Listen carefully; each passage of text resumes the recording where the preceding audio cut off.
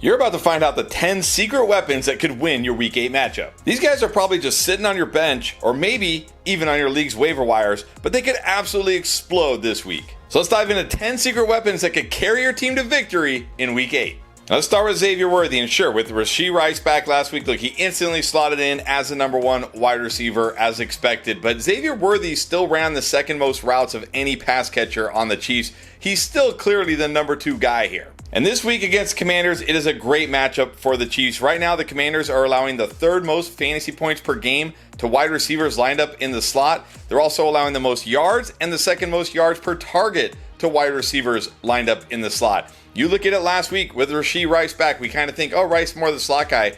No, last week it was Worthy who played 52% of the time in the slot. Also, you look at the Commanders, they play the 8th most single high and man coverage. Against those shells this year, he has a 0.32 targets per route run and a 3.48 yards per route run. Those would rank 14th and 10th among all pass catchers in 2025. Look, you are absolutely starting Rashee Rice this week. No doubt about it. He's a must start. But don't sleep on Xavier Worthy as an upside wide receiver 3 flex play. I know it wasn't a big game last week. People nervous, like, well, there it goes. Rashee Rice is going to get all the targets. This is a good spot for Xavier Worthy this week at home against his Commanders defense. I'm taking a shot on Xavier Worthy for that upside in Week 8. And I'll tell you what else I'm taking a shot on. His line on Underdog right now, 42.5 receiving yards. Even last week, he had 35. I think he can do this here. Look, you take the higher on this line and you pair it with this Jordan Love gimme pick that you're going to get when you sign up using promo code ENDGAME for the first time. That's an easy way to get a win right there.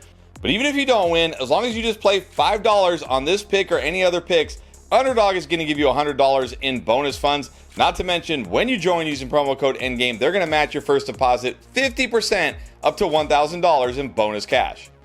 Another wide receiver I really like this week is Romeo Doubs going against this Steelers defense. Right now, Steelers allowing the 3rd most fantasy points to wide receivers lined up on the outside. Romeo Doubs is taking about 92% of his snaps on the outside. Also, you look at the actual coverage here. The Steelers play the 4th most man and the 2nd most single high. Romeo Doubs is 4th among all Packers pass catchers in fantasy points per route run against these shells.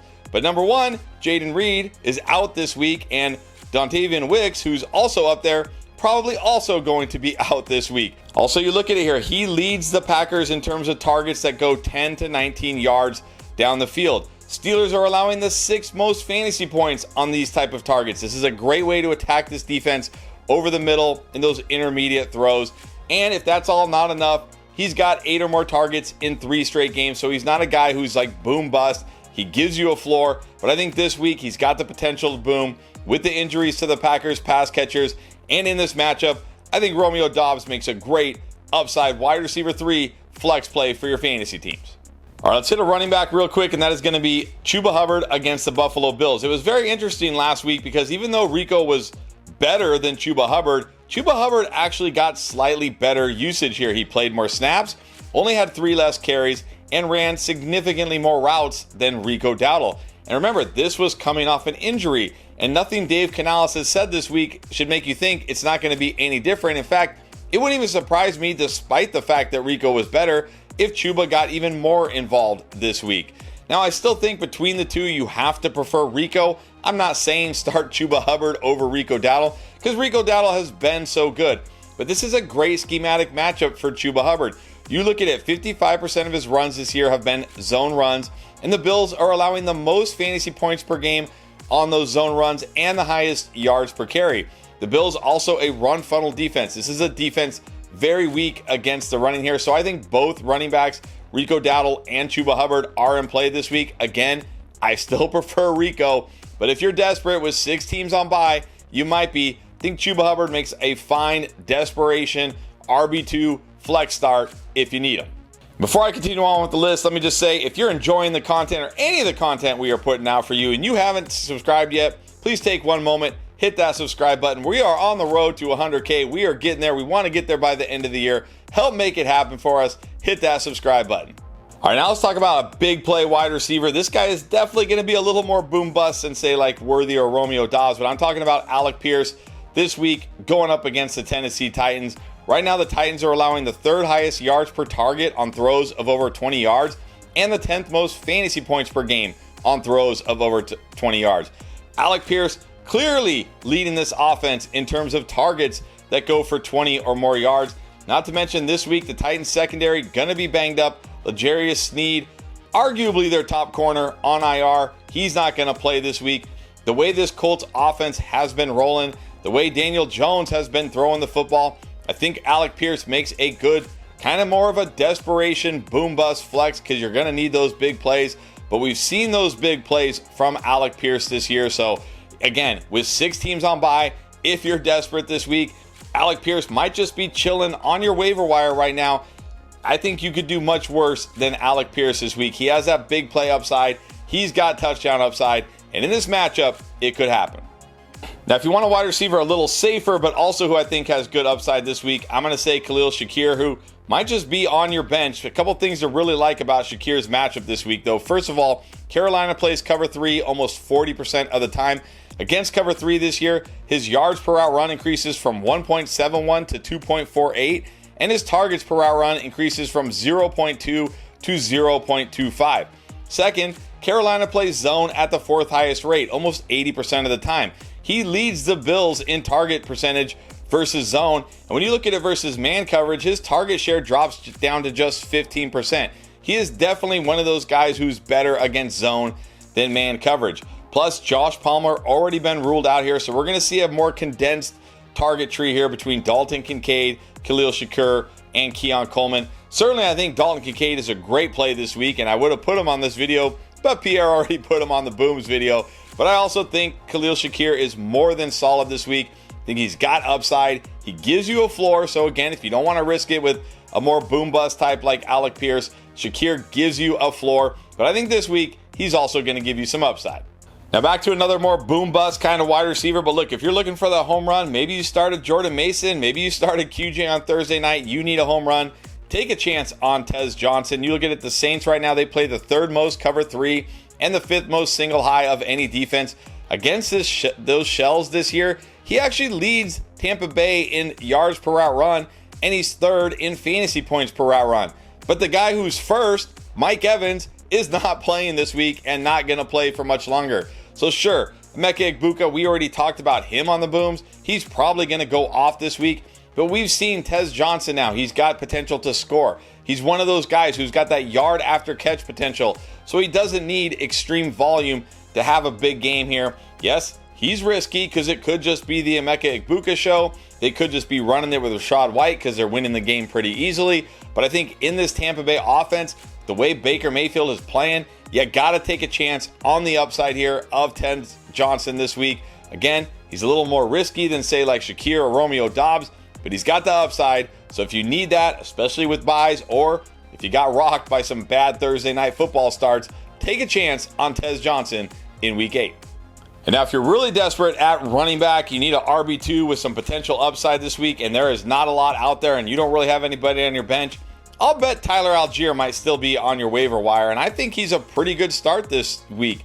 You look at it in the 3 games where the Falcons have won by a touchdown or more, he's got 16 carries in 2 of those games and 10 in the other, but he scored a touchdown in all 3 of those games.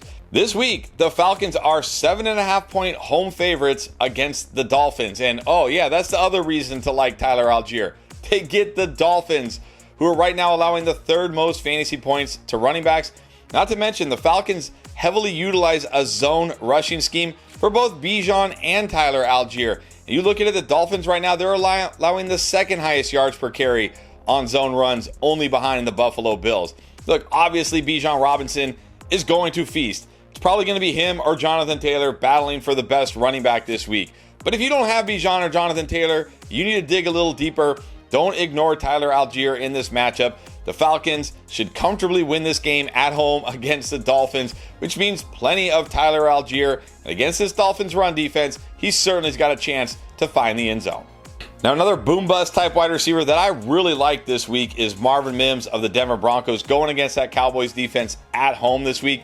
You look at it, the Cowboys allow the most receptions, yards, touchdowns on throws over 20 yards, and they're allowing an almost unbelievable 16 fantasy points per game just on throws that travel 20 yards or more. This year, Marvin Mims ranks 9th among all wide receivers in throws of over 20 yards, and he has 42% of the Broncos' targets on throws of over 20 yards. I think this is a great week to fire up Marvin Mims, and I promise you, unless you're in extremely deep leagues, he's probably just sitting on your waiver wire. So if you've got guys that you do not feel good about, or you've just been decimated by injury and buys, go see if Marvin Mims is sitting on your waiver wire. If you need a home run, if you need upside, he's got it this week. Yes, he is risky, but he's also got the upside you could be looking for as a desperation flex. Then I'm going to end with a couple of Houston Texans. Let's start with rookie wide receiver Jaylen Nowell. Last week with Christian Kirk out, he had 4 catches for 77 yards on 7 targets while playing as the team's primary slot wide receiver. You look at it, the 49ers, the matchup this week, they're allowing the 6th most points to slot wide receivers, 14.7 PPR points per game. But you look at it over the last 2 games with Fred Warner out. Remember, Fred Warner, one of the best cover linebackers, maybe the best cover linebacker in the entire NFL. That number has jumped up to 18.2 points per game, and they've allowed 7 catches for 174 yards and 2 touchdowns on 11 targets over the last 2 games just to slot wide receivers. Now, a lot of people are going to say, if Nico's out, and it's looking like both Nico and Christian Kirk are going to be out. At the time I'm filming this, they have not practiced this week. They have not officially been ruled out, but it's looking like both are out. A lot of people are going to say, if Nico's out, you've got to start Jaden Higgins. I don't know if you do. Xavier Hutchinson has actually been the guy running ahead of Jaden Higgins. And even last week in the 4th quarter with Nico out, Xavier Hutchinson had 4 targets, Jaden Higgins only 2. I think Jaden Higgins is okay, but I feel better about Jaylen Nowell's role as the slot wide receiver. And in this matchup against the 49ers, who have struggled against the slot, he's the guy I want. It's definitely looking doubtful for Christian Kirk, probably Nico too. I think Jaylen Nowell makes a very good flex option for your fantasy team. But the guy I probably prefer the most is tight end Dalton Schultz. Look, if both Nico and Kirk miss, Schultz is borderline a must-start tight end this week. You look at it last week, even with Nico playing most of that game, he tied for the team lead in targets, but led the team in fantasy points per route run. And last week, with Warner out, again, talking about the 49ers defense, Kyle Pitts had a very nice 7-catch, 62-yard game on 10 targets. Again, Fred Warner is arguably the best cover linebacker in the entire NFL. This is a big hole for the 49ers. We're going to see Dalton Schultz get involved in this offense. Again, if both Nico and Kirk are out, which is very likely, again, the time I'm recording, I don't know. By the time it goes out in the morning, you guys might know. If they're both out, I think Schultz has to be at least a top 10, maybe even a top 5 tight end this week in your PPR leagues. But I like both him and Jaylen Nowell this week. So again, these guys might just be sitting on your waiver wire right now. Go see if they're out there. If you don't like the tight end you have, or again, you're desperate for that flex play, these guys might be out there for you. They've got upside. And once again, if you're enjoying the content we're dropping and you haven't subscribed yet, take 1 second to do it. And if you've missed any of the content we've dropped for you in week 8, you can find it all in our playlist right here.